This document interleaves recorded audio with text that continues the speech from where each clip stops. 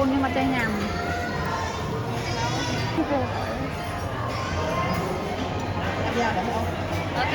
ở chứ là chị chưa được đó à hai nọ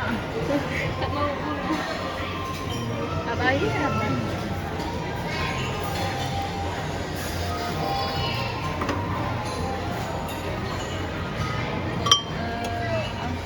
thịt ỏi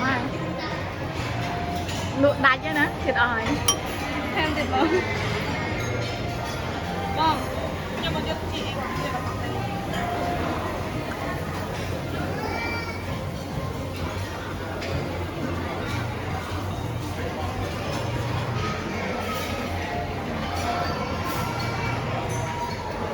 jeruk kia tak jeruk trâu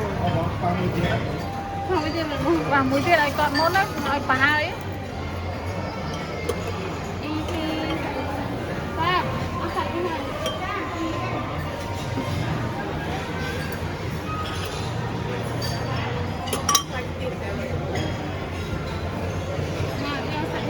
ăn rau sạch nha, ông đặt chị đi chờ.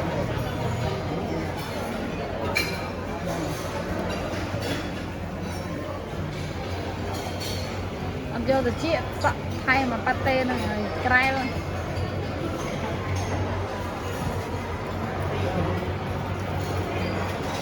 mình cho nhầm chứ đủ dùng em Cho tầm muối đi. muối Tầm muối đi.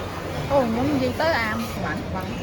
tay nha mà free nha mà tay bán cho làm chép chốc Ai, ọt. lại chuột lại cũngไปព្រឹកឲ្យធ្វើបានហូបទេ Giờ dụ chờ nó hoàn toàn. ចា Cái hộp chờ té cái đây. យើងធ្វើឲ្យទៅលោទៅទៅឈឺ Vì cái stock nó không luôn. Dạ. Nhưng chai rồi. អត់ដាក់ម្ទេសអី Ọt đạn. ដាក់បន្តិចទៅ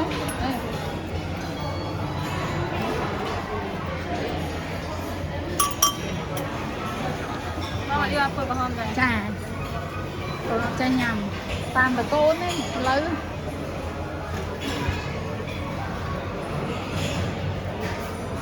កាត់ដើមធ្វើលំបាំងកាត់នឹងមួយទៀតនេះបាត់ហើយណាអូនអូនបាយដែរអូនយកមួយទៀតមក không